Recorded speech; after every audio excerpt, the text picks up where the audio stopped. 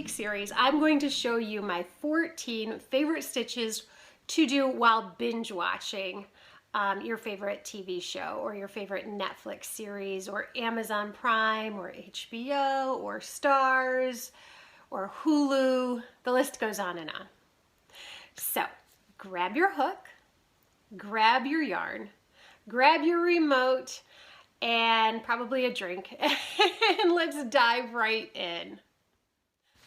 Hey everybody, I am back with day 5 of the Binge Worthy Stitches series. So stitch number 5 is the Drunken Granny stitch, and I love this stitch. I have tried it a few times. I don't have like an actual blanket or anything. I did make you a swatch though, and I have it actually in variegated and also in just plain solid pink.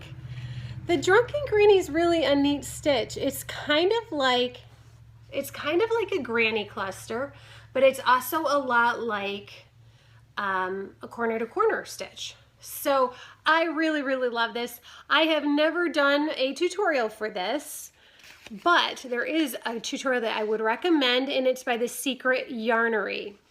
Okay, so can you read my handwriting? There's another name for this stitch though. It's also called the rumble stitch.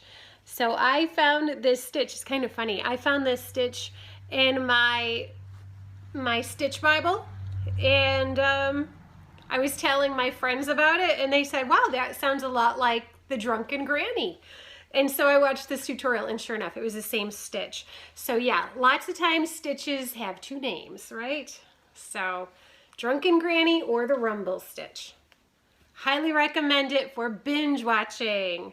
What are you binge watching today?